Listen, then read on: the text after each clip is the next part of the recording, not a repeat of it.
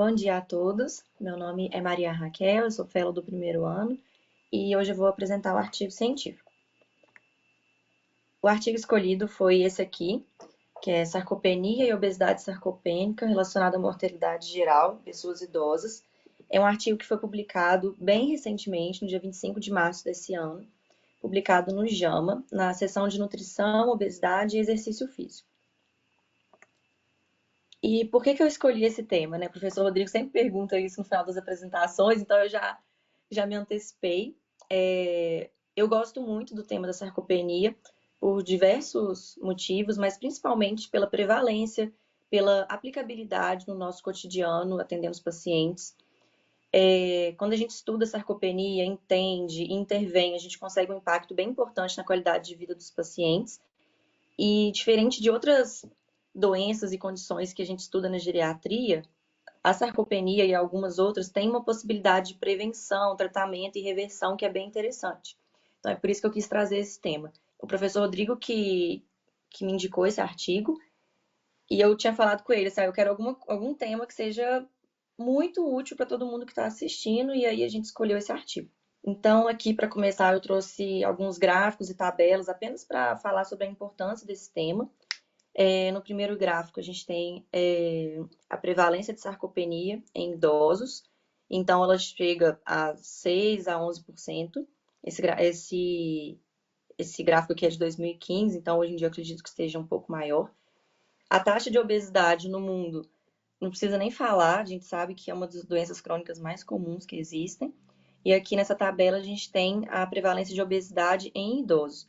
E a gente vê que o número realmente é elevado, assim, tem aqui, por exemplo, 80 anos ou mais chega a 11%, tudo mais. Então, a sarcopenia ela pode ocorrer ao mesmo tempo que a obesidade ocorre, mas mais importante do que isso é que elas somadas, esses dois fenótipos somados, eles geram um impacto ainda maior, então, como se fosse uma ação cinética um no outro, e é por isso que isso é tão importante. As duas são prevalentes e quando elas coexistem nos mesmos indivíduos, esse impacto é ainda maior nas condições de saúde desse paciente. Isso sem falar que são condições que estão relacionadas com alterações fisiológicas do envelhecimento, né? Que seria o aumento da gordura corporal e a diminuição da massa muscular. Então, qual foi o objetivo do artigo? Foi investigar a prevalência de sarcopenia e de obesidade sarcopênica e a sua associação com a mortalidade geral da população em 10 anos. Foi um estudo de coorte, foi observacional, prospectivo, que pegou participantes do estudo Roterdã. O estudo Roterdã é um estudo mais antigo, que acompanhou diversos pacientes e diversas condições de saúde, não só dentro da geriatria, não só metabólicas, e que já gerou mais de 1.500 artigos publicados. E esses pacientes foram acompanhados entre 2009 e 2014. Então, nesse gráfico aqui, a gente vê como que foi feita a escolha assim, dos participantes, né? Eles pegaram primeiro 7.162 participantes do estudo, e aí foram excluídos os participantes que não tinham os dados que eles precisavam para diagnóstico de sarcopenia ou de obesidade sarcopênica. Ou seja, a princípio foi excluído todo mundo que não tinha ou feito a medida de preensão palmar, o Handgrip, ou não tinha feito a DEXA. E aí eles ficaram com 5.888 pessoas que tinham dados válidos para poder avaliar se essas pessoas tinham obesidade sarcopênica ou sarcopenia. E aí, nesses participantes foram aplicados, então, os critérios, que são os critérios mais recentes para sarcopenia e para obesidade sarcopênica. E aí eu vou até falar disso mais para frente, mas relacionado ao consenso europeu de sarcopenia, que foi o mais recente. E aí esses participantes foram acompanhados ao longo do tempo. Do critério de obesidade, o estudo usou para critério de obesidade o IMC acima de 27, e aí fica a dúvida, sabe por que não usou IMC acima de 30?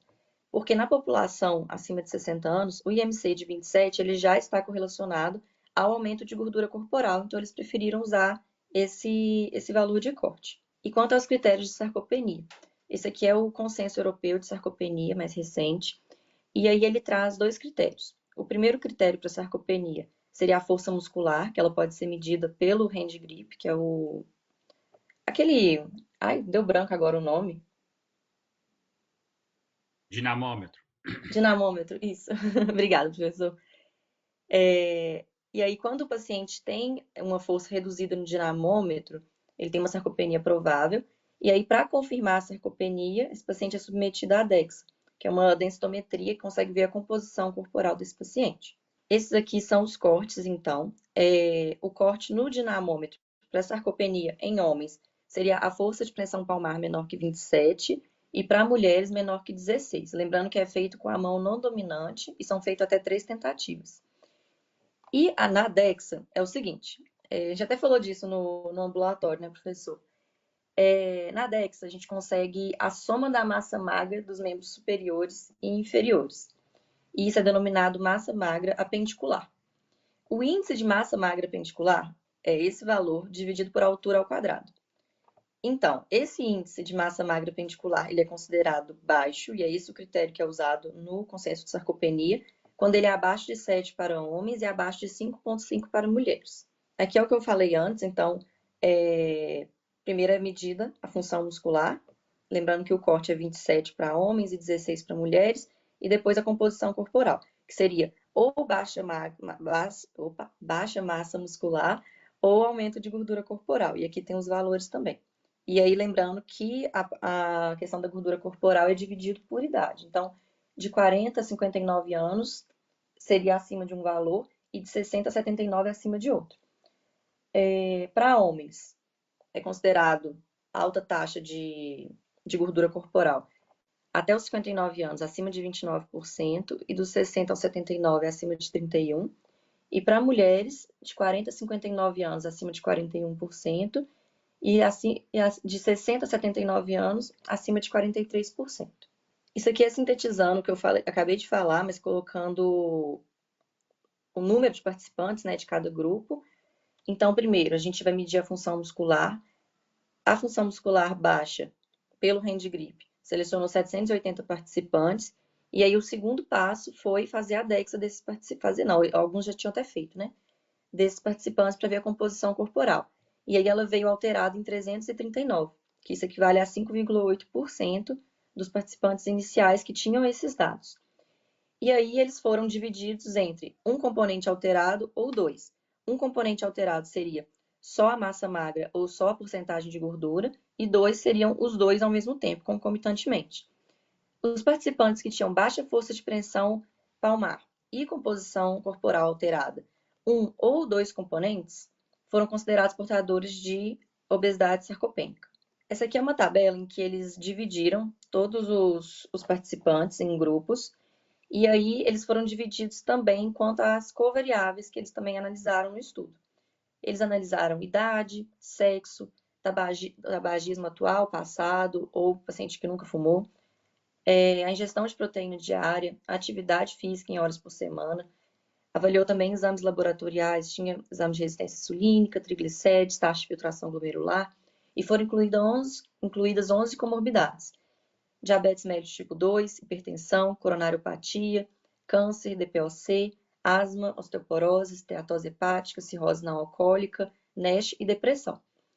Essas tabelas, elas vêm no complemento do artigo, elas são bem extensas. O que me chamou mais atenção é que na última coluna, nos pacientes que têm baixa força de pressão palmar e a composição corporal alterada com dois componentes, chama atenção que a gente tem muito mais homens do que mulheres, do que eu não esperava. Eu achei que tivesse muito mais mulheres do que homens. E é isso, assim, eu não vou me delongar nessas tabelas, até porque, assim, não teve nada, assim, que salta aos olhos, não, sabe? Se o doutor Rodrigo quiser comentar depois, a gente volta aqui. Então, como foi feita a análise estatística? Os dados foram estudados de janeiro a abril do ano passado, e aí eles sumarizaram as características descritivas dessa população, assim, aquela tabela que eu acabei de mostrar.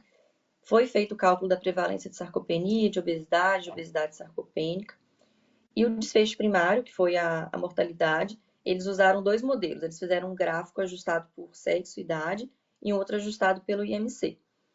E foi feita uma análise da sensibilidade das covariáveis, como comorbidade, tabagismo, atividade física.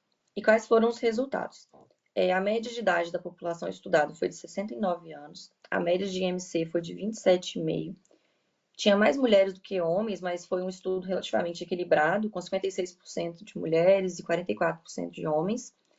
98% dos participantes eram de descendência europeia, um estudo holandês, né? Utilizando a população do estudo holandês. E a gente teve 1.538 mortes em 10 anos. Isso equivale a 26% da população inicial. A prevalência de sarcopenia provável era em 653 participantes, confirmada em 127, somando um total de 780, que foi aquele valor que eu falei no outro gráfico, que é 13% dos participantes. E a prevalência de obesidade sarcopênica, com um componente alterado, foi de 5%, e com dois componentes alterados foi de 0,8%. Então, uma quantidade pouco representativa perto do todo. E no subgrupo com IMC acima de 27, a gente chega até 8,2% de prevalência de obesidade sarcopênica. Esse aqui é o gráfico do resultado da associação entre sarcopenia e mortalidade geral. A probabilidade de sobrevida foi menor nos indivíduos com sarcopenia, que já era um resultado assim, que a gente espera. O hazard ratio da sarcopenia provável foi de 1,29 e na sarcopenia confirmada chegando a 1,93. Aí nesse gráfico a gente consegue ver a probabilidade de sobrevida em relação ao tempo de acompanhamento do estudo, né? E aí a gente vê que o gráfico vermelhinho, que é o que tem a sarcopenia provável, ele é bem mais inclinado do que o primeiro, por exemplo, que seria os pacientes que não têm sarcopenia, que é o verde. Nesse gráfico, semelhante ao anterior, só que nesse caso está relacionando a obesidade sarcopênica com a mortalidade geral. Os que tinham dois componentes alterados tiveram pior sobrevida, o que a gente também já espera. E o hazard ratio chegou a 2,84, que é um número muito elevado. Aqui trazendo o gráfico floresta, então, para a gente poder ver assim, uma outra forma de visualização, né? No gráfico A, o risco de mortalidade na população total, a gente vê que o hazard ratio é positivo em todos os grupos, com hand grip normal, mas com composição corporal com dois componentes alterados, hand grip alterado, porém composição corporal normal na DEX. A gente vê que independente disso, independente se tem ou o primeiro, ou o segundo, ou os dois componentes, em todos os casos o hazard ratio aumenta.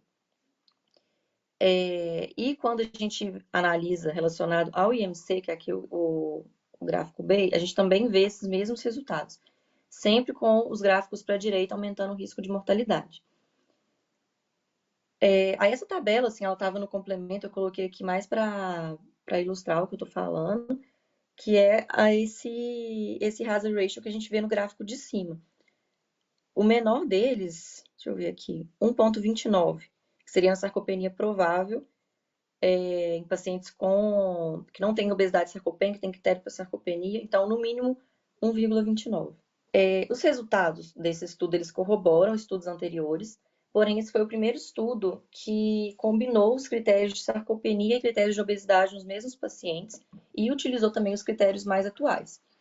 Nesses 10 anos de acompanhamento, os pacientes que tinham função muscular mais baixa tiveram um risco de 29% maior de mortalidade, por qualquer causa, em comparação àqueles pacientes que não tinham sarcopenia. E os pacientes com baixa função muscular e pelo menos um componente alterado da composição corporal tiveram um risco de até 94% maior de mortalidade. Quais foram os pontos fortes desse estudo? Era uma população numerosa, o acompanhamento foi longo, cerca de 10 anos, e utilizou os critérios mais recentes para sarcopenia e para obesidade. De pontos fracos e limitações, é que não foi possível estratificar por sexo dentre os indivíduos com obesidade sarcopênica, com dois critérios, porque eram, igual eu falei, assim, muito pouco representativos, eram poucas pessoas. A gente não tem a análise da causa específica de morte, eu acredito que posteriormente possa vir estudos relacionando, né, obesidade sarcopênica, qual foi a causa de morte. E a população era 98% de descendência europeia, o que limita a reprodutibilidade para outras etnias. E quais são as conclusões do estudo? A sarcopenia e a obesidade sarcopênica são fenótipos muito comuns na população idosa, antes deles serem considerados doenças, assim, né? A população idosa já tem essa tendência a aumentar a massa magra e diminuir o percentual de gordura, e estão associados ao aumento de risco de mortalidade. Intervenções nutricionais e exercício físico devem ser adotadas como prevenção e como tratamento. Acredito que na aula do Marcos ele vai falar muito sobre isso. E o rastreamento da função muscular, como primeiro passo na investigação da obesidade sarcopênica, independente da obesidade, pode avaliar melhor a complexidade dessa doença. Essas foram as referências. Obrigada. Ótimo. Vão chamar a atenção de alguns aspectos que eu acho que merece a gente, né, pontuar, até para poder funcionar com uma boa, como é que fala? Uma boa introdução Uhum, né, para a aula do Marco né, a seguir. Acho que talvez o primeiro aspecto que eu gostaria de chamar a atenção, Raquel, diz, diz respeito aí à origem dos dados, né? Então, esse estudo de Roterdã que você colocou, ele não terminou, né? Porque, assim, na realidade, uhum, é um estudo longitudinal que começou lá, acho que em 89, se eu não estiver 89. equivocado, né? E a cada 4, 5 anos, os pacientes todos são avaliados, então, boa parte né, do que a gente sabe sobre envelhecimento saudável, sobre o que está realmente causado, decorrente do processo de envelhecimento, vem desses estudos longitudinais com pessoas saudáveis, né, que tem, Uhum, lógico, tem os americanos, tem os europeus, o de Roterdã é um deles, né? Então, lógico uhum, que uma das limitações, como você bem colocou, é da população que vive naquela cidade, né, naquela regiãozinha lá de Roterdã, né? Então não pode generalizar para o mundo todo, sem dúvida nenhuma, isso é uma limitação, mas está acompanhando pessoas aí né, há décadas, por isso que ele consegue hoje juntar resultados utilizando a classificação mais nova de sarcopenia e de obesidade sarcopênica, porque já tinha os pacientes, já estão acompanhando, e as medidas utilizadas para os diagnósticos são medidas que os pacientes vinham fazendo de forma rotineira, né? Vai lá uhum. naquele critério de perdas de dados, né? Por isso que você pode é, Qual slide? esse aí, né? Falar assim, 1.000 e poucos foram excluídos, né? Por que, que não tem handgrip? Por que não tem DEXA? Porque que entre aspas, para esse estudo é essencial. Porque vem de um estudo longitudinal coletando centenas ou milhares de Uhum, informações clínicas dos pacientes desde 89 até hoje.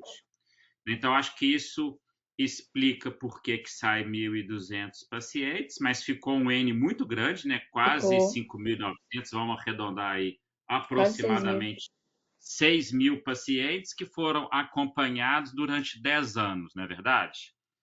Sim. E mesmo a gente não tendo a causa da mortalidade de cada um deles, esse, né, lógico, esse seria, vamos colocar assim, a sequência. Eu acho que Uhum, o grande objetivo do trabalho, volta lá no título, o próprio título já fala qual que é o objetivo do trabalho, né? Sarcopenia e obesidade sarcopênica e a mortalidade dos pacientes, né? Por que que seria, a seu modo de entender, seria importante falar assim, por que que vai publicar hoje um trabalho de mortalidade com sarcopenia? A gente já não sabe que sarcopenia aumenta a mortalidade? sim, Se a gente já sabemos. sabe por qual que é a importância disso. Se a gente for Não, olhar, assim, por exemplo, os trabalhos eu mais penso que é antigos, um reforço para o que a gente já sabe, né? então, sem dúvida nenhuma, um reforço para o que a gente já sabe é algo muito positivo, né? Porque fala assim, a gente continua no caminho correto, né? Sim. Igual a semana E porque passada os que a gente critérios falou assim, será diagnósticos que esse mudaram artigo também, vai né? mudar a direção?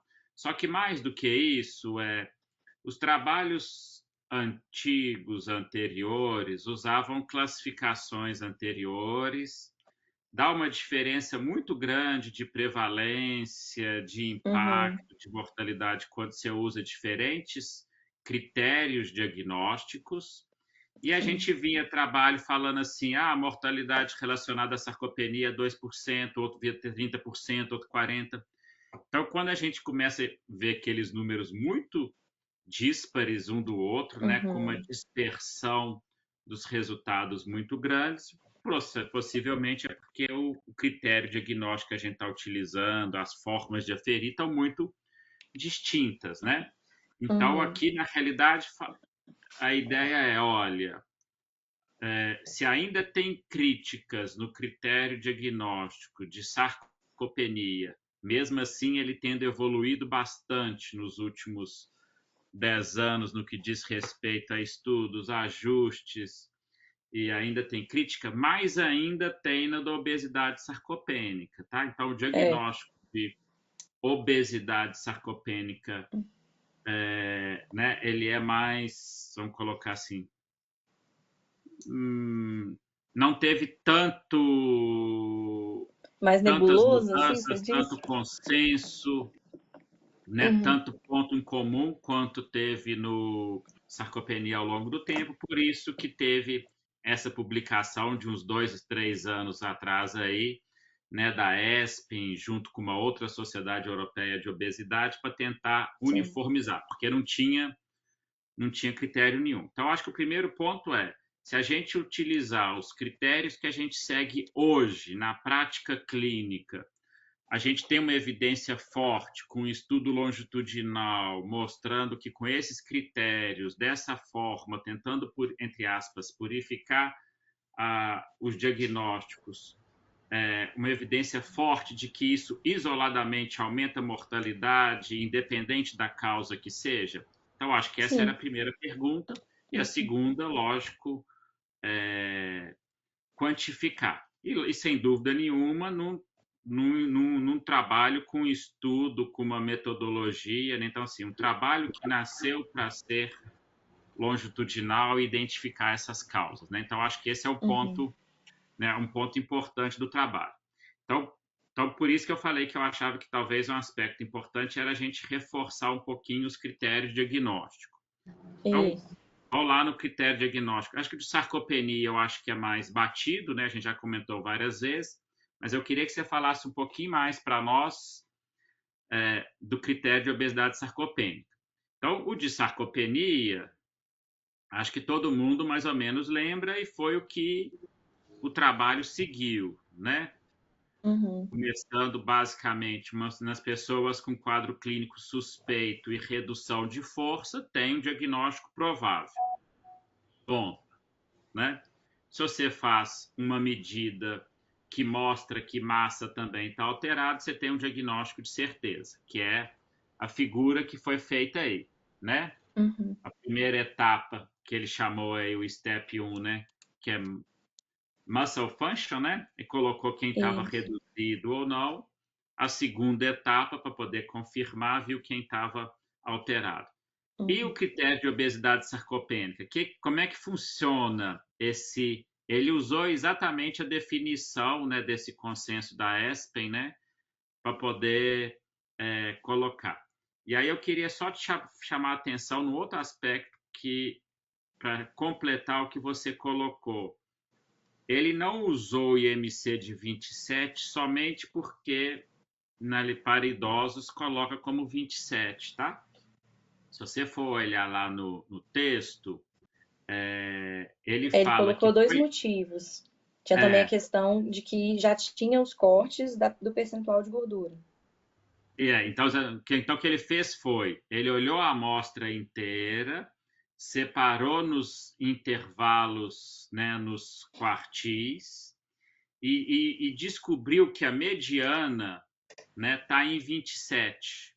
A mediana para o excesso de percentagem de gordura na população do estudo, né? Uhum. Então, o IMC de 27 separava metade da população do estudo que não tinha excesso de gordura e daquela metade que tinha excesso de gordura. E isso coincidia com o IMC que a De gente usa, 27. né? Vamos colocar assim, acima de 27, saiu do IMC normal do paciente idoso, que é algo meio arbitrário, né? Não tem grandes trabalhos colocando isso, mas a gente acaba utilizando, né? Então, acho que esse é um ponto interessante, olha, no trabalho também observou que excesso de gordura, né, de percentagem de massa gorda, é a partir do IMC de 27. Tá, e como é que foi esse diagnóstico? Como é que é a aplicação desse diagnóstico de obesidade sarcopênica proposto aí pela ESPEN que ele usou? Ele usou exatamente o critério, né? Como é que é isso? Você fala da Acho que isso aqui composição tem que ficar um corporal? pouquinho mais claro para poder as Deixa eu abrir pessoas aqui. falarem assim, se eu quiser dar o diagnóstico de obesidade sarcopênica também, quais foram, o que ele usou? Como é que funcionou isso? Então, esse diagnóstico de obesidade sarcopênica, então, ele passa pela etapa da função muscular, que seria da parte sarcopênica da obesidade, e depois ele analisa a composição corporal.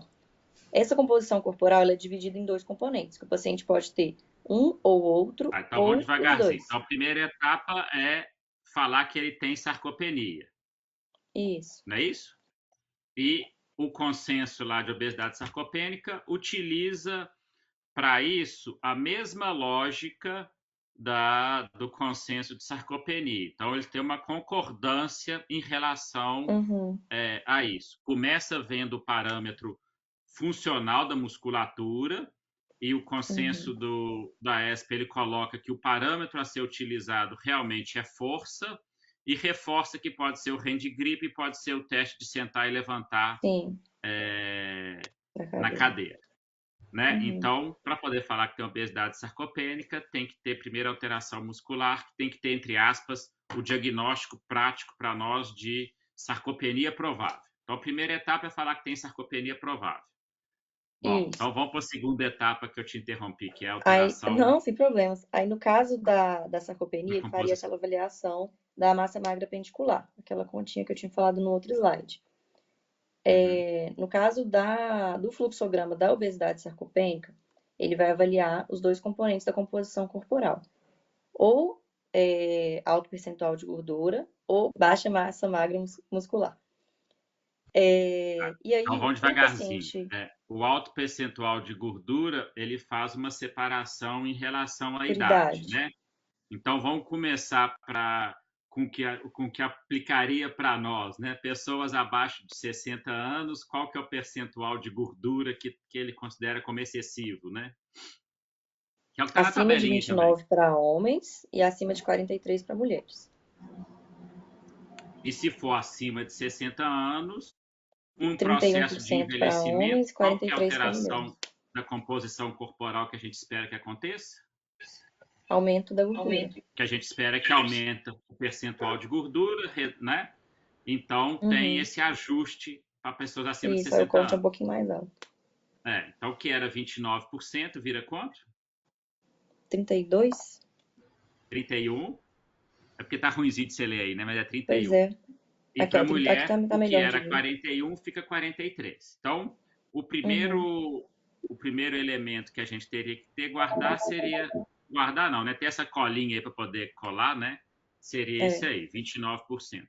Só que ou qualquer outra forma, porque na realidade é isso que explica componente 1, componente 2, né? Uhum. Lá dos resultados. E ele usa também o outro índice, né? Que é parecido com, Da massa né, com o magra. índice. Uhum. E aí esse corte não é por idade. Ele coloca massa magra apendicular abaixo de 25 para homens e abaixo de 19 para mulheres. Só que na realidade esse não é só a massa magra pendicular, né? Esse é a massa magra pendicular sobre Sobre o o peso, peso ao né? quadrado. Então, como na sarcopenia, uma das formas da gente fazer o diagnóstico é a massa magra pendicular sobre a altura ao quadrado, ou no consenso americano sobre MC, aqui, como a gente está interessado em saber músculo sobre peso, sobre gordura, né? Então aqui coloca massa magra pendicular sobre o peso. Então quem no sexo masculino, se tiver menos que 25,7, essa razão está alterada. Está falando então que tem pouco músculo para muito tecido adiposo e para o sexo feminino menor que 19,4. Que é a Esses tabelinha que você valores estava vêm mostrando aí calculados, da professor ESP, né? Rodrigo? Oi? Esses valores já vêm na Dexa? É porque eu não Não, você tem que calcular. Não tem vou na calcular, Dexa, né? né? Vai lá na tabelinha que está mais nítido do que nesse slide seu. É, eu não sei por que que isso aconteceu. Ficou tudo É, embaçado na hora de que é colocar. esse que está aqui, ó. Uhum, Né? Tá aqui, ó, massa magra. Na realidade, esse massa magra aqui, a gente tem que lembrar que é a massa magra pendicular. O que uhum, está chamando aqui de ajustada para o peso, nada mais é do que fazer a razão massa magra pendicular sobre o peso. Se você entendi. tiver valores baixos, significa dizer que você tem pouco músculo para muito tecido adiposo, né? Então, essa seria a tabelinha que teria que de valores que teria que guardar, né? O estágio Uhum, 1 é o valor da sarcopenia provável, o estágio 2 são os dois componentes para o diagnóstico de obesidade sarcopênica. Então, eu acho que talvez seja algo que pode ser novidade para as pessoas, porque sim. até Eu uns não anos sabia antes atrás de ler o não artigo. tinha um critério padronizado ou recomendado ou tentativa de padronização para o Uhum, diagnóstico de obesidade sarcopênica, né? Então, a tentativa maior e a recente que tem, que já não é tão recente assim, já de alguns anos, já é essa da ESP, né? Que é essa que está aí. 2015, né? 2015? Acho que é 2019, 18? se eu não estiver equivocado. Acho Uhum, que é próximo de 2020. Então, quando ele fala dos trabalhos de dois componentes, usou só a, o percentual de gordura ou usou a razão. Então, acho que esse talvez seja o ponto importante. No critério da ESPEN, que é esse que está mostrando na tabela, eles acrescentam um outro estágio, né? Então, lá eles separam em screen para ter um grau de suspeição clínica igual tem sarcopenia grande. Todos os pacientes com suspeita clínica faziam o diagnóstico, que é esse que da tabela, e depois eles mandariam classificar os pacientes perdão. com obesidade sarcopênica em estágio 1, que é sem complicação, e estágio 2, que seria com complicação. Então, por exemplo, um paciente que tivesse, né, um distúrbio metabólico, uma síndrome metabólica, que tivesse uma limitação funcional, uma doença cardíaca, por exemplo, você fala que ele tem uma obesidade sarcopênica estágio 2, porque ele tem complicação. Se ele não tem Uhum, complicação, obesidade sarcopênica estágio 1 significa dizer sem complicação. Então, acho que vamos colocar assim, não a novidade, mas um ponto importante desse artigo é isso, né? Ele vai mostrar os dados de mortalidade orientados pelos critérios diagnósticos atuais. Vão lá na tabela do Forest, né, que eu acho que é mais fácil da gente ver os resultados. Ou é, então vou mostrar nos seus gráficos em primeiro da sarcopenia, da linha verde. esse aqui? Ótimo. Então, eu acho que o primeiro aspecto interessante do trabalho é utilizando esses critérios, né? Essa é a curva de Kaplan-Meier para mortalidade. O verdinho são pacientes sem sarcopenia. O azul são pacientes que têm força normal, mas têm massa diminuída. Então, teoricamente, né, lembram que o principal elemento do critério diagnóstico de sarcopenia é a redução da força, a força é a mais importante, né? E os Uhum, pacientes então, que têm redução de força e massa é a linha laranjada ou vermelho claro, o que seja, mostrando que tem uma mortalidade em 12 anos e meio muito abaixo da linha verde, né? isso. Se a gente olhar o hazard ratio aí, está 1,93, né? Quase duas vezes, né? Mais do que É, os outros, né? Com intervalo de confiança acima do 1, tanto para sarcopenia provável quanto sim. para sarcopenia confirmada, né? Então, o que eu acho que é um aspecto importante, ó, dar o diagnóstico de sarcopenia provável ou confirmada aumenta a significativa mortalidade por todas as causas, que é um desfecho duro, né? Então, agora vamos para a obesidade sarcopênica, que é o gráficozinho, né? Que no artigo ele escolheu qual que ele ia colocar, ele colocou da obesidade sarcopênica e o da sarcopenia só estava lá no suplemento, que foi ótimo você ter ido atrás e ter colocado. Então, a linhazinha verde que está em cima aí são pacientes que não têm obesidade sarcopênica, não é isso? A linha de baixo, que é amarelinha, são pacientes que têm força normal, mas tem o componente 1 lá do critério de excesso de gordura alterado. A linha azul já passa a ter o componente 2. O componente 2, para nós aqui, só para poder lembrar, é a razão ou é o excesso de gordura isolado? É a razão, não é isso? Componente 2? É a razão. É. Então, mostrando que a razão fala pouca massa muscular em relação à gordura, aumentou a mortalidade. Quando a gente fala que não tem excesso de gordura, mas tem redução de força, que é assim, que é a quarta linha, né? Está abaixo da linha azul. E as duas últimas linhas é quando você fala tem redução de força e tem alteração do componente 1, que seria só o percentual de gordura, e a linha vermelha, então, é diagnóstico provável de sarcopenia, mais a razão, né, massa muscular, excesso de gordura alterada, mostrando que a mortalidade está lá embaixo, né? Em 12 anos e meio de acompanhamento, né? Que deu esse hazard ratio aí, então, de 2,84, né? Então, se em 12 anos quem tinha sarcopenia confirmada teve a chance de morrer quase 2 vezes maior, a obesidade sarcopênica aumentou ainda mais, né? Passou para quase 3 vezes mais a Sim. mortalidade, né? E aqui, na O que faz realidade, todo ele sentido, né? colocou... Oi? O que faz todo sentido. Sim, sim. Né? E lembrando que esses dados aqui são dados, a primeira figura A pegou a população total, né? Não teve ajuste nenhum, e a linha e o gráfico de baixo são só para os pacientes com IMC acima de 27, né? E o resultado é exatamente o mesmo, né? Eu não coloquei, mas é exatamente o mesmo.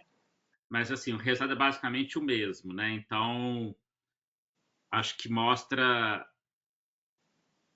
assim, né, com um grau de evidência interessante, forte, que tanto a obesidade, tanto a sarcopenia está relacionado com o aumento de mortalidade nesse trabalho longitudinal, e a obesidade sarcopênica aumenta ainda mais essa mortalidade. E aí, se a gente já sabe que é importante, sabe, dar o diagnóstico, na aula que vai vir a seguir, vai falar para nós como tratar, né? Foi coincidência? Ué, para O mim tinha artigo e a sido. Vocês aula? combinaram ou foi uma mera coincidência? Mas hoje Pois de é. manhã, no que eu vi, eu Não, achei quando eu ótima vi que o tema da coincidência, aula né? era Porque isso, eu o falei, ai, que diagnóstico, estranho e tal. importância e o outro tratamento, né? É, Na verdade, achei ótimo. Mas da outra vez também foi assim, de demência. Os na verdade, biomarcadores. aconteceu que a Thaís que ia apresentar hoje, ela pediu para trocar, aí coincidiu de o artigo ser o Mas a mesmo. Thaís pediu Porque para eu trocar só escolhi para o tema poder do artigo casar, né? Para poder independente, ficar eu não sabia o tema pertinho. da aula. Que a aula, eu acho que a gente podia sempre tentar fazer isso, né? A aula, o tema já é pré-definido. O Marco Túlio define o tema da aula. Agora, o artigo não, o artigo vocês escolhem, né? Então, se a gente conseguir sempre fazer esse casamento, ok. Mas aí, eu acho que a gente tem que esgotar mais um pouco aqui, que esse tema é um tema confuso, né, Rodrigo? É Sim. complicado. Então, eu queria primeiro lembrar o pessoal dos critérios, né, para ficar claro, porque senão, se a gente não começa com os critérios, fica mais confuso. Eu vou até começar bem do começo, né? A gente não usar os critérios certinho para dar o diagnóstico e ter certeza do diagnóstico, não Pois pode é. falar que tem aquele dado de mortalidade, né? É. Então, aqui é o consenso europeu, ele coloca a questão da força, que é o hand grip, né, que foi isso que foi colocado no trabalho. Mas o hand grip também, né, Rodrigo, ele é cheio de furo, né? Ele é cheio de dúvida, né? O dinamômetro, como é que enfim, né? é um negócio difícil, isoladamente, eu tenho para mim. Por isso, cada vez mais a gente está usando o teste de levantar e sentar, que ele tem muito mais a ver com a força e com o desempenho. Esse não usou, né, nesse estudo, né, Raquel? O teste de levantar e sentar. Não, ele seguiu basicamente pelo hand grip. Mas tanto no critério de obesidade sarcopênica quanto no da ESPEN, coloca que eles são equivalentes, né? Eu acho que essa que é a importância para nós. No consenso europeu fala que pode ser um ou outro, aí no estudo eles usaram só o hand grip. Mas ainda assim eu acho que são coisas diferentes, né? Primeiro que aqui é aquela velha história, tá? O hand grip está avaliando o membro superior. E o teste de levantar e sentar está avaliando o membro inferior. Será que é igual? Isso é algo... a gente tem uma certa ideia, né, Rodrigo? Que, por exemplo, sarcopenia, osteoporose e aterosclerose são doenças sistêmicas. Esse é o racional. Mas, assim, isso a gente tem que ter... Não dá para a gente acreditar sem ter essa dúvida. Olha, são medidas diferentes, né, que podem significar coisas diferentes. A massa muscular, essa é mais complicada ainda, né? Essa é um negócio difícil da gente... Na prática, aqui ninguém usa isso, né, Rodrigo? Ninguém usa essa questão da massa. E cada vez mais há uma tendência de não se valorizar a massa. A massa é o menos importante, o que importa é a força. Nós usamos a massa lá na circunferência da panturrilha, digamos assim, né? Vamos dizer assim, na questão clínica. A massa muscular, ela tem uma série de questões, inclusive de raça, que são questionáveis, né? Uma vez, já tem quase 10 anos, eu participei de uma banca de doutorado discutindo como é que é no Brasil, né? Que ninguém sabe, né? Como que é o normal aqui no Brasil, né? Qual seria a massa muscular normal no Brasil. Mas isso é um problema que vai ter para tudo, né? Cada vez mais, né, Rodrigo, o foco é o desempenho, que é isso aqui, a velocidade da marcha, o SPPB, o time up and go e o teste de caminhada. Eu tenho o provável quando tem só redução da força. E da massa é a confirmada. Esse é o critério europeu. Então, é o que mais é utilizado, mas tem outros critérios, tá, gente? Tanto é que aqui, ó, o critério asiático, digamos assim, ele é um pouquinho diferente, ele já fala em circunferência da panturrilha, enfim, não vem ao caso. E aqui a gente tenta juntar esses conceitos. Deixa eu pegar o de cá, porque a pergunta é, olha, quando a gente começa a misturar as coisas, você tem um efeito sinérgico de tudo. Então, por exemplo, pelo que vocês estão colocando, pelo que eu venho colocando no artigo, eu tenho, então, a sarcopenia. Primeiro que eu tenho 2 tipos de sarcopenia, né, Rodrigo? Até esse gráfico aqui, eu tenho que melhorar, não sei como é que eu vou fazer isso, para que tenha uma que é primária, mas acho que eu vou deixar aqui, eu vou tirar isso de cá. Ó. Isso aqui não é... a primária é toda aquela que não é secundária, né? Então, o que a gente vê no dia a dia, né, Rodrigo? É a secundária. Né? Ele tem 1000 coisas. O mais comum da gente ver é secundária, mesmo porque o mais comum é a gente pegar pacientes com comprometimento de AVDs, pacientes frágeis, e aí a gente tem doenças crônicas que estão favorecendo, isso. Né? Exatamente. E aí eu acho que é um ponto desse trabalho, né? Como é um estudo longitudinal de pacientes para envelhecimento saudável, são pessoas que foram avaliadas, são robustas, que são não frágeis. Vamos colocar assim, não frágil para poder tirar em risco eminente, né? O extrato 4 e 5, né? Então, realmente, no nosso caso, a gente vê muito mais secundária do que primária. Só para você entender, o pessoal que tem um problema na mobilidade, vai ser secundário, não é mais sarcopenia primária. Né? O paciente com essência cardíaca...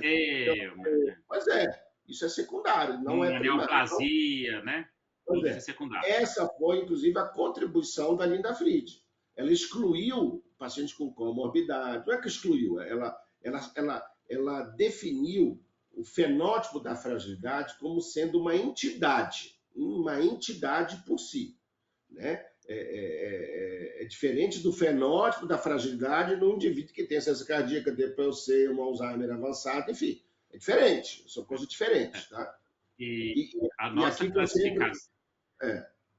Pode falar. A nossa classificação está muito coerente com isso, né? Pois é, porque a contribuição da Linda Fried é de mostrar que os pacientes com algumas características clínicas independentes para a VD têm a mortalidade maior, por isso fenótipo da fragilidade, e a isso, sarcopenia primária segue a mesma lógica. São pacientes exatamente. independentes para VDs com essa condição isolada, tendo mortalidade maior, né, sendo uma... Por isso que virou uma entidade clínica com CID, né? Pois é, e o fenótipo não. O fenótipo de fragilidade não tem CID, tá, gente? Não é reconhecida como uma condição crônica de saúde, inclusive na nova revisão, né, Rodrigo? Não tem esse trem lá. Talvez a diferença que possa ser seja o seguinte: a sarcopenia ela evoluiu para ser, vamos colocar assim, uma entidade clínica que o problema está no músculo. E o fenótipo da fragilidade é uma característica de pacientes que passam a ter uma característica sindrômica em comum que aumenta a mortalidade, mas não tem uma causa única no lugar, né? A sarcopenia tenta falar que o problema todo é no músculo. Talvez por isso que ela tenha evoluído nesse aspecto. Mas o problema é, existe alguém que tem o fenótipo da fragilidade, que não tem sarcopenia? É isso que eu queria esse trabalho. Para mim é a mesma coisa. Em alguns estudos longitudinais, algumas coisas, coloca que a sobreposição dos círculozinhos, robusto, sarcopenia, não é 100%. Então, nos trabalhos, sim. Nos trabalhos, sim. Não tem, o seu slide está certo. Não tem uma sobreposição absoluta. Eu não me convenci. Ela é grande. Só que ela é muito grande porque o elemento central do fenótipo da fragilidade é muscular. É muscular. Então, inclusive, esse slide me incomoda, porque dá a impressão que tem muito mais gente só com fenótipo sem sarcopenia. Ficou assim. E, na realidade, é o contrário. Talvez seja aí. Eu não vou saber o número de cor. Eu tenho numa aula de um congresso que eu dei, que eu sei porque eu coloquei esses estudos. Se eu não estiver equivocado, está em torno aí de 15% só, mas eu posso depois conferir e falar. Mas é pequeno o número que tem, que preencheria critério para o fenótipo sem preencher critério para a sarcopenia. É minoria, da minoria da minoria. Você está vendo, Rodrigo, por que eu acho que esse trem a gente vai ter que aprofundar mais? Porque ninguém fala mais no fenótipo da fragilidade, Rodrigo. Todo mundo fala em sarcopenia. Inclusive o ICOP. Lá não tem a expressão fenótipo de fragilidade, ainda tem sarcopenia. Tudo é sarcopenia agora. Eu estou achando curioso, não sei se você concorda com esse movimento. Até então, ninguém falava em sarcopenia, era só o fenômeno da frente. Agora, ninguém fala no fenômeno, é só sarcopenia. Para mim é a mesma coisa, tá, Rodrigo? Continuo achando que é a mesma coisa. É a parábolazinha dos ceguinhos e do elefante, né? Pois é. Eu acho que talvez, Edgar, o que eu entendo que talvez seja vamos colocar assim, uma certa evolução. Então, assim, eu gostei, eu sei que tem gente que critica, mas eu particularmente gostei da evolução do consenso europeu, tentando separar a sarcopenia como cada vez mais um problema no músculo, entendendo que é uma doença do músculo. Igual a gente fala assim, DPOC é uma doença do pulmão, sarcopenia é uma doença do músculo, osteoporose é uma doença do osso. Né? Eu acho que talvez isso tenha permitido sarcopenia avançar e eu acho que isso traz mais alvos terapêuticos futuros. E aí, eu gostei, eu sei que tem várias críticas, mas eu gosto da ideia de que você chegar e falar assim, dentro dos elementos que foram aferidos, se você quiser voltar lá naquela tabela que você mostrou lá dos critérios diagnósticos, que estava lá, que tinha desempenho, função, velocidade, os testes, né? Antes desse slide. Dentre os elementos que foram aferidos, qual que teria um valor prognóstico grande o bastante para eu falar que é o elemento central do diagnóstico para cobrar que as pessoas utilizassem na prática clínica para dar o diagnóstico da doença? Que é o que a gente faz com todas as doenças, não é verdade? Doença de Alzheimer começou com memória, né? Você vai falar assim, né? DPOC está lá, VF, né? Então, a força muscular se mostrou nos estudos longitudinais que cumpria esses pré-requisitos, né? Então, ela isoladamente seria o elemento que mostra a mortalidade. Se a gente fizer um paralelo com o artigo que a Maria Raquel mostrou, quando ela separa os gráficos de Kaplan-Meier com força normal e força reduzida, com ou sem alteração de massa, a gente vê que o que joga a curva lá para baixo é força reduzida. Então, eu acho que assim, eu gosto da ideia da dinapenia ter ganho Esse espaço. O espaço como elemento central. O questionamento que você fez em relação a medir membro superior e membro inferior é absolutamente coerente, né? Que você chega e fala assim, se eu exercitar somente perna, eu posso ficar muito forte na perna e braço fraco. Eu mesmo tenho pernas proporcionalmente muito mais fortes do que braço. A ideia é, quando no trabalho colocou, a Maria Raquel falou rápido, pode ser que tenha passado desapercebido, no trabalho não é completamente consensual, mas tem muita gente que, para minimizar isso, fala, eu vou usar a maior teste de força do membro não dominante. Porque o membro dominante é o membro que estaria, entre aspas, mais enviesado. Né? O não dominante estaria menos enviesado de falar assim, eu trabalho muito manualmente com o braço, aí meu braço direito é muito mais forte que o esquerdo. E o esquerdo teria Mas aí também não faz sentido, Rodrigo, porque aí eu perco a generalização da doença. Ué, se estão achando que o membro dominante não pode ser usado, porque então o membro inferior é diferente também. Não, sim. Cada trabalho usa de um jeito. Todos têm um parâmetro. Uma das formas é essa. A outra apesar da ideia de falar que está medindo coisas diferentes, os trabalhos longitudinais mostram que tem uma correlação grande membro superior com membro inferior. Então, a lógica fala que pode ser coisas diferentes. Com certeza, na prática clínica, a gente vai achar pacientes, por algum motivo que seja, membro superior possa não refletir membros inferiores, mas nos diversos trabalhos, a correlação das aferições de membro superior e inferiores são altas, o que permite utilizar. Só que aí eu gostei muito, né, quando, nessa revisão do consenso, colocou o teste de sentar e levantar na cadeira como substituto, como equivalente do hand grip, não é verdade? Eu acho que esse, sem dúvida nenhuma, foi um ganho. Que é usado no iComp. Eu estou falando do iComp, porque hoje em dia tudo é iComp, né, gente? Virou tudo uma febre agora, né? E aí, quer dizer, e é muito mais fácil que o hand grip, gente. Ninguém faz isso. Vocês estão fazendo hand grip lá no Geni? Não tem, não fazemos. Nós temos lá o aparelho, mas ninguém faz.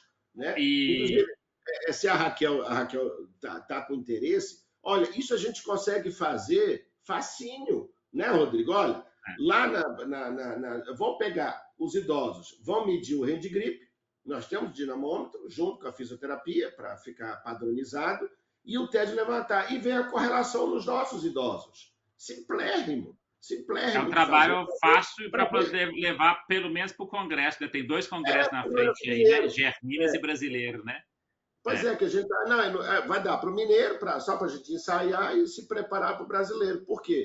Porque nós estamos fazendo isso lá, só que a gente não tem essa coisa, olha, é estranho mesmo uma coisa e a outra, né? Mas temos que ver aqui como é que é. Então, esse é o primeiro ponto, essa é a primeira dúvida, né? A outra, Rodrigo, naquele gráfico lá, aí eu tenho uma outra variável, que é a subnutrição, né? Opa, a subnutrição também ela resvala na sarcopenia, isso é óbvio, né? Não há dúvida. E também no fenótipo, que também é algo que está aí, mas eu ainda acho confuso, mas ela tem muito mais, seria uma sarcopenia secundária, digamos assim, né? E agora, esse gráfico, a gente já até usava, né? Apareceu essa outra coisa que esquisita, que é a obesidade, né? Ou seja, isso é legal porque eu tenho, então, a sarcopenia que pode ter no subnutrido e no obeso. Ou seja, ela é independente, né, Rodrigo? Do IMC, entre aspas. Não é independente. Olha, eu posso ter sarcopênico obeso e sarcopênico desnutrido, subnutrido, vamos dizer assim. A pergunta é, nesse trabalho, né, o Raquel, qual a percentagem de obesos que eram sarcopênicos? Ou será que existe uma obesidade que não é sarcopênica? Porque não faz sentido, né, Rodrigo? Mas qual que é o racional de uma coisa? Como uma obesidade sem sarcopenia? Ou seja, é a mesma coisa. Será que existe alguma subnutrição sem sarcopenia? Estranho, estranho. Existe, né? Eu acho que assim, tem várias coisas que, assim, a maior parte das pacientes que a gente vê preenche o que você falou, mas existe sem. Eu acho que talvez entre desnutrição e obesidade, eu acho que o termo começa com a definição, né, do que é malnutrido para nós, né? Em inglês, malnutrition inclui tanto desnutrido como obesidade, que é aquele que está fora da nutrição, vamos falar entre aspas. Desnutrição. O malnutrido está ou o excesso de um lado ou a falta do outro, né? Todas as duas são prejudiciais. Não, por isso que aqui eu coloquei subnutrição, né? Sub menos. E aqui seria sobrenutrição, que seria a obesidade. Né? Então, acho que talvez esse seja um ponto. Eu posso ter uma pessoa com percentual de gordura alto, se ele fizer muita atividade resistida, por exemplo, ele ser obeso pelo percentual de gordura que ele tem, mas ele ainda tem muita força. E aí ele não é sarcopênico. Eu acho que é mais fácil a gente achar pacientes obesos não sarcopênicos do que pacientes com fenótipo da fragilidade não sarcopênicos. Tá certo. A distância é menor, digamos assim. Então, faz sentido isso, né? Agora, provavelmente, né, o que não...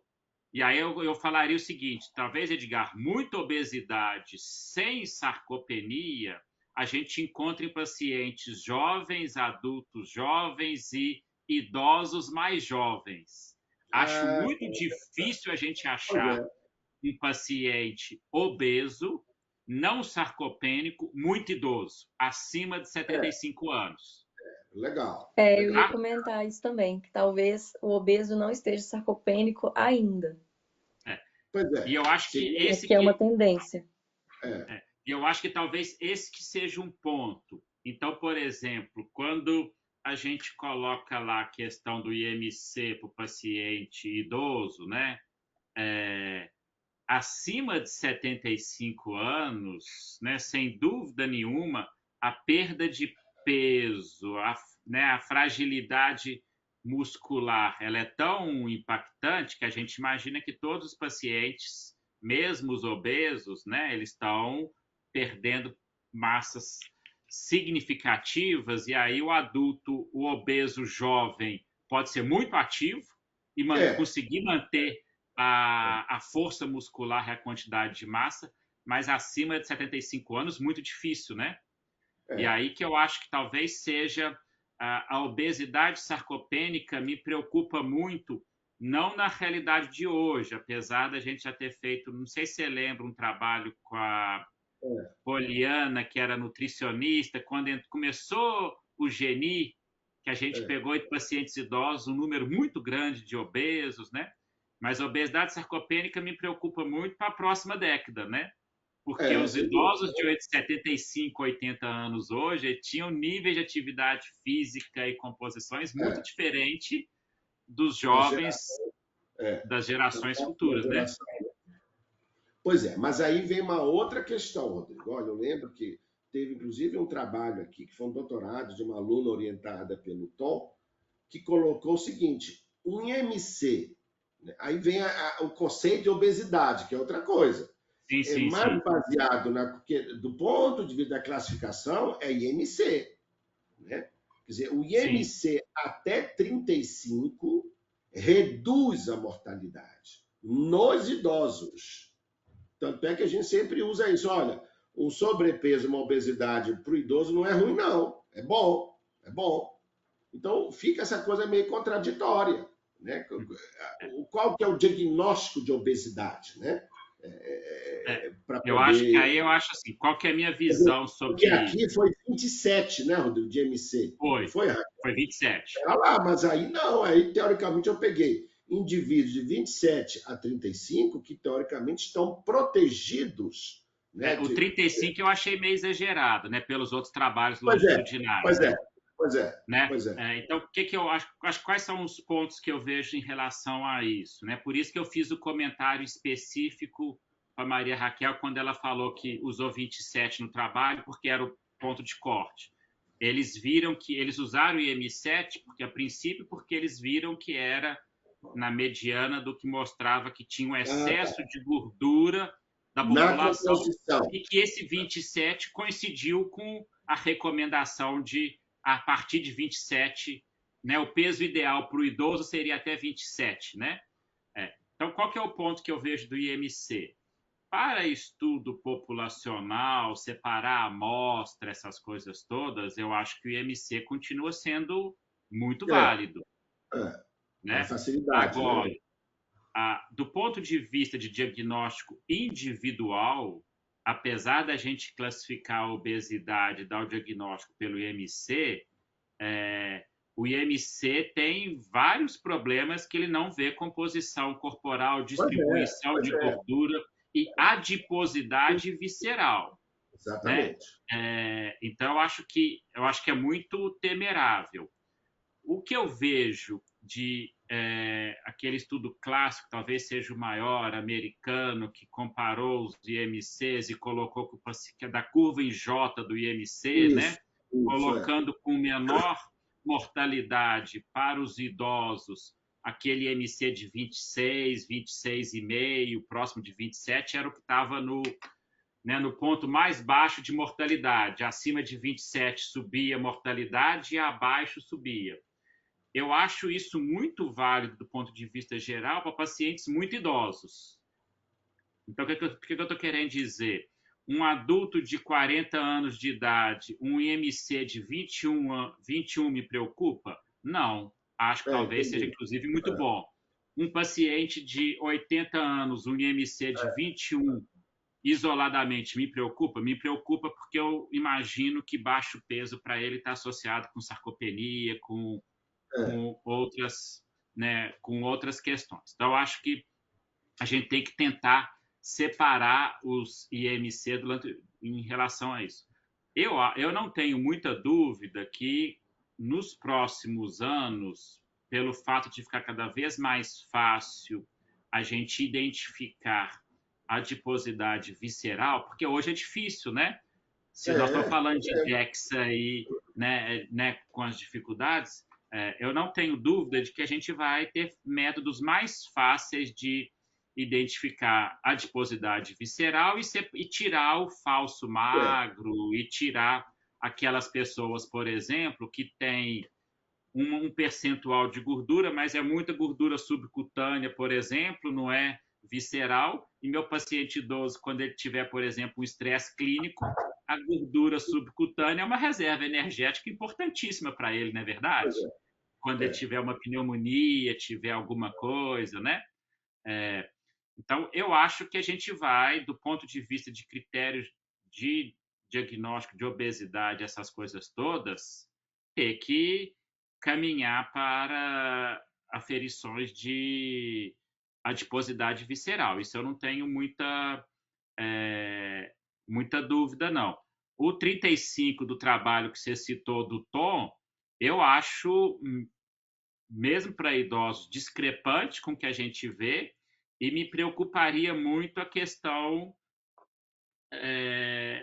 do funcionamento musculoesquelético dele, né? De desgaste articular, de saber se não tem infiltração de gordura muscular o bastante, porque se ele perder um pouquinho de força com esse excesso de peso, o que a gente espera é que a mortalidade dele aumente muito. A obesidade, não há dúvida que ela traduz alterações metabólicas que eu tenho para mim que são mais exuberantes do que as alterações metabólicas da sarcopenia. Quer dizer, a ideia que a gente tem, que eu tenho pelo menos, Rodrigo, a sarcopenia, ela é muito mais, tem a ver com inflammation, digamos assim, né? Mas isso, como que eu meço isso?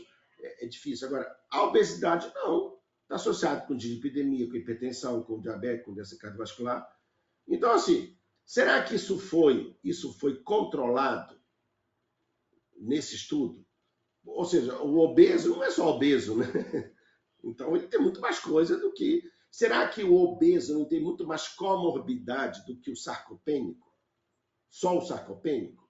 Porque senão a gente começa a juntar coisas que não dá para juntar, né? Quer dizer, não é a obesidade sarcopênica.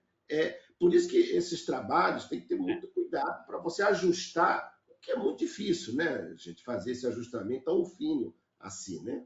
Porque a obesidade é um pacotão, né, Rodrigo? A obesidade é um pacotão. É um pacotão muito maior do que da sarcopenia, né? Mas acaba que, se a gente for afunilando para os mecanismos, o que está aumentando, quando você fala o inflammage, o da obesidade também é o inflammage. Pois é. E os mecanismos também são os mesmos. Né? Não, mas não tem, mas alterações metabólicas, né? Sarcopenia. Ninguém fala muito, tem mais dislipidemia, tem mais diabetes. Isso não tá, para mim, na minha cabeça, não está tão claro como está na obesidade. Né? Uhum. As duas coisas, né? Talvez outras consequências, né? Pois é. Eu não olhei as tabelas. Eu não sei se é consequência, mas comorbidade. Uhum. É um conceito que a gente está cada vez mais discutindo de multimorbidade. Para mim, o obeso tem muito mais multimorbidade que o sarcopênico. Né? Porque, enfim... Sim. Né? Como é que foi a forma de ajustar isso? Ele coloca o obeso, faz uma curva de mortalidade e vê assim, esses obesos só tem essas. Dentre os obesos, se tiver redução de um componente, morre mais. Se tiver dois, morre mais. Se tiver redução de força, morre mais ainda. Né? Então, ele pegou todos os obesos e ajustou para todas essas variáveis e falou assim, na hora que eu ajusto toda essa variável, qual que é o peso isolado da variável força? Se reduziu força, joga a mortalidade lá para baixo e fala que, de forma independente, ela aumenta a mortalidade. O que eu entendo teoricamente, se você tem uma musculatura boa e ativa, você tem mecanismos protetores. O que eu estou querendo dizer? Uma musculatura muito forte, do ponto de vista molecular, você tem aquelas mioquinas, aquelas citocinas que estão, entre aspas, te protegendo.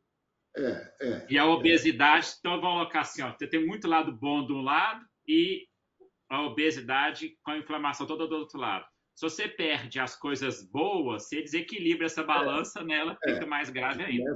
Então, essa foi a minha interpretação da sua pergunta. Mas é interessante, quer dizer, cada vez mais a gente vê isso. Olha, a obesidade é um problema, né? Cada vez maior, e no idoso ela agrava a sarcopenia, digamos assim, né? Que é aquela história que eu sempre uso, que a gordura ela inflama o músculo, né? E consequentemente você tem uma... Por isso que assim, a pergunta é qual que é a prevalência, né, de obesidade sem os parâmetros da sarcopenia no idoso, né? Que seria nessa direção, digamos assim. Eu acho que a outra coisa interessante é aquela história, né? Esse aqui vê isso na nossa população, por exemplo, também não tem. Hoje a gente não tem dificuldade nenhuma de fazer isso, né? De ver na nossa população e começar a dar o diagnóstico dessa forma, né? Falar que a obesidade sarcopênica aumentava a mortalidade, todos os outros trabalhos apontavam nessa direção. Eu acho que esse aqui é um trabalho mais forte, né? Pelas características, pelo tempo de evolução, pelo acompanhamento, né? Mas todos os outros já apontavam nessa direção. Agora, a questão da infiltração de gordura no músculo traz um impacto importante no tratamento, né? Que é o tema da aula, né? Como lidar com isso, né? Quer dizer, né? Que eu acho que talvez... Olha, obesidade sarcopênica, junta, né? São duas condições crônicas, né? É claro que vai aumentar a mortalidade. É um desafio, né? Igual que essa, para mim, o tratamento vai ter que ser, olha, não pode ficar muito idoso com obesidade sarcopênica, porque senão vai passar perto. Não, mas assim, olha, o Rodrigo, igual assim, obesidade, consciência cardíaca. Claro que aumenta a mortalidade, é óbvio. precisa fazer trabalho para isso, você juntou. Né? Isso que é o conceito multimorbi. Quando você junta, o efeito não é aditivo, é sinérgico. É diferente, piora muito mais do que a soma dos dois. Né? Isso a gente vê em geriatria com muita nitidez. Né? Então, você juntou duas morbidades, obviamente que isso vai ter um efeito muito maior do que o somatório delas. Né? O último ponto que a gente não pode deixar de reforçar, Edgar, é aquele seu slide lá quando coloca lá teste de caminhada, SPPB, aqueles outros testes todos de desempenho. Que se tiver tudo isso e não tiver alteração daqueles elementos que está lá, inquestionavelmente o quadro é mais grave. Né? Tanto é que em todos isso é bem consensual, né? Achar alguém que tem essas alterações e não tem aqueles testes alterados tem uma gravidade menor do que quem tem os testes de desempenho alterados, né? Eu tenho para mim, Rodrigo, que a ideia, tá, gente, a massa muscular, digamos assim, seria o biomarcador. Não digo a massa, vai se criar, olha, talvez assim, a massa é a estrutura, é onde vai agir. O marcador é a força. A dúvida que eu tenho é se é força ou é massa, porque agora desviou para a força. Mas assim, o que eu quero dizer é que qual que é o equivalente na sarcopenia à proteína beta-amiloide? Quer dizer o quê? Olha, eu tenho primeiro a produção da beta-amiloide, eu vou ter a doença. Então, qual seria o equivalente na sarcopenia para ter a sarcopenia doença, digamos assim? Mas não tem repercussão, igual a proteína beta-amiloide. Eu tenho a doença de Alzheimer, mas eu não tenho o comprometimento cognitivo leve, nem tenho a demência. Quer dizer, eu não tenho transtorno neurocognitivo, nem leve, nem maior. Aqui, a ideia que a gente tem cada vez maior é isso. Eu tenho a sarcopenia, que seria a evidência estrutural, que aqui é mais funcional, já que o foco é a força. Mas ela sozinha, ela não traz problema. Mas se eu não atuar, ela vai evoluir para a alteração do desempenho, que é o que eu quero evitar, que é a incapacidade. Por isso que eu tenho dificuldade aqui, Rodrigo, de colocar força como um primeiro elemento, mais importante que a massa, né?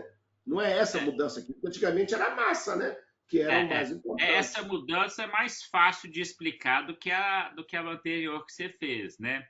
Porque nos trabalhos longitudinais mostraram que, na realidade, quem estava associado com os desfechos negativos era muito mais força do que massa. Nos primeiros trabalhos que eram transversais, media sempre massa. Mas eu acho que o ponto importante aqui a gente está discutindo pacientes e tendo essas dúvidas, essas filigramas de pacientes que estão com desempenhos absolutamente normais, fazendo essas coisas todas, estão dando diagnóstico de forma bem precoce. A grande maioria dos nossos pacientes já tem desempenho alterado e as pessoas não enxergam o desempenho, e outras vezes enxergam o desempenho e não pensam que tem uma causa que é passível de intervenção. Eu acho que esse que talvez seja a grande diferença que a Maria Raquel colocou logo no início, né? É algo que tem, entre aspas, pelo menos numa certa etapa, uma possibilidade de melhora maior do que outras doenças crônicas degenerativas dos pacientes idosos, né? Não que não seja uma doença crônica degenerativa, não que a gente vai conseguir curar todas, mas a gente tem uma parcela de melhora, de reversibilidade, de controle muito maior do que de outras condições neurodegenerativas, né? Só para o pessoal trazer para o dia a dia. Por isso que no nosso modelo, tá, gente? Esse indivíduo é o extrato 4 ou o extrato 5. Quer dizer, o 4, ele já tem alterações que aqui tentou juntar, né? O fenótipo da Linda Fried com o conceito de sarcopenia, que é massa e ou força. E aqui, o extrato 5, qual que é a diferença? Já tem alteração de desempenho, que é exatamente o parâmetro aqui do consenso europeu. Olha, se a velocidade da marcha, né, ou SPPB, ou tudo, o teste de caminhada, espera lá, aí você já é extrato 5. não é mais 4. Quer dizer, o 4 seria, teoricamente, aquele indivíduo que tem só uma diminuição do hand grip, do dinamômetro, ou então do sentar e levantar. O 5 já há uma redução da velocidade, menor que 0,8, ou do SPPB, ou do Time Up and Go, ou do TEC. Agora, aqui também, Rodrigo, já é um problema. Assim, tudo. Por isso que é importante vocês terem a crítica dos critérios. Olha, é impossível, Rodrigo, um indivíduo com TUG acima de 20 não ser extrato 6. Tá vendo? Você vê como o Sim, problema que eu aí vejo você coloca assim, aí se ele tem extrato, se ele tem um TUG alterado, na classificação ele tem uma sarcopenia grave. E aí eu concordo com você. A grande maioria dos diagnósticos não é mais são, 5, né? são pacientes extrato 6 em diante. As pessoas estão enxergando sarcopenias graves, estão enxergando pacientes com sarcopenia que já tem comprometimento em AVD, já está tendo outras coisas. Então, o diagnóstico está tardio. Eu acho que as pessoas têm que enxergar a sarcopenia no extrato 4 e 5, né? Pois Suspeitar no 4 e achar no 5, né? Exatamente. É o que a gente discute, gente. A mesma coisa no modelo da cognição. Olha, eu não quero dar uma demência na CDR3. Eu quero dar CDR2, 1 e o comprometimento cognitivo leve, que é o 4 e o 5. Vocês veem que no modelo nosso, esses indivíduos, né? Acho que aqui é interessante para vocês entenderem o que é o 4 e o 5. Olha, ele vai ter a sarcopenia, mas é uma sarcopenia que não é a sarcopenia grave, que é a que já tem, por exemplo, uma dependência em AVD instrumental. Aí já é 6 ou 5. E o CCL é a mesma coisa. Então, a ideia é o quê? É reconhecer cada vez mais os indivíduos que têm já a doença sarcopenia, que vai piorar, ou a doença cognitiva, que é o transtorno neurocognitivo, né? Que vai piorar, que vai se... Quer dizer, enquanto o transtorno neurocognitivo ele vai evoluir para a incapacidade cognitiva, ou seja, para a demência, a sarcopenia vai evoluir para a instabilidade postural, né? No sentido de ele ter dificuldade de se locomover e, consequentemente, fazer as atividades de vida diária. E a comorbidade múltipla, ele tem várias doenças, também vai evoluir, tem uma chance maior dele evoluir para uma dependência funcional. Então, essa é a ideia do 4 e 5, né? Deixa no 4 e 5 aí. Quase todos os trabalhos, né, que são feitos de sarcopenia, são feitos com pacientes extrato 5. Isso é uma coisa importante das pessoas lerem. Quando as pessoas estiverem lendo trabalho de sarcopenia, na mais que eles querem fazer sarcopenia primária, são pacientes extrato 5. A não ser agora que surge assim, sarcopenia em pacientes com hepatite, sarcopenias em pacientes com insuficiência cardíaca. Então, está enxergando, entre aspas, sarcopenias mais precoces em condições secundárias a condições clínicas importantes. Aí acaba que a gente acha pacientes independentes funcionais. Mas, fora isso, os trabalhos de sarcopenia em idosos são todos sarcopenias primárias, são todos pacientes extrato 5. O que a gente está tratando, entre aspas, é um diagnóstico tardio, são pacientes 6, 7, 8 em diante. Olha que a gente nem falou de diagnóstico de pré-sarcopenia, né? Que é o que... que aqui a gente tenta até chamar a atenção disso, né? Na lógica, aqui a gente vai ter que colocar aqui a lógica da sarcopenia também, né? Só que isso não chama fragilidade, esse que é o problema, né? Quer dizer, o nome que deram foi outro. Então, por isso que confunde, tá, gente? Então, é por isso que é interessante a gente discutir isso com vocês, para vocês entenderem bem que a gente tenta isolar, mas não dá para isolar. A coisa é muito... E está cheio de pacientes de sarcopenia, comorbidade múltipla e comprometimento cognitivo leve. Né? Na prática clínica, não vem bonitinho assim como é no artigo, né? E eu acho que a outra questão que, lógico, que mensurar esse impacto isoladamente é dificílimo, eu não sei falar e não vi um trabalho que conseguiu mensurar, isolar e falar isso. Mas acho que a outra questão importante é que, teoricamente, as doenças crônicas degenerativas todas evoluem por um desequilíbrio homeostático dessas diversas É, é, vias de sinalização que estão alteradas, essas coisas todas. E a gente tem muito pouco arsenal para poder mexer nessas vias. Um arsenal que a gente tem é mexer por esse caminho. E, entre aspas, essa é a ideia, de que se estiver fazendo isso, está, entre aspas, alterando um pouquinho as vias de sinalização e que isso possa ter impacto, inclusive, em outros órgãos. Né? Então, se eu melhoro um perfil mais anti-inflamatório e menos pró-inflamatório, eu posso melhorar, inclusive, sistema nervoso central, essas coisas todas. Né? Então, é uma forma de modular os outros sistemas, que a gente consegue, né?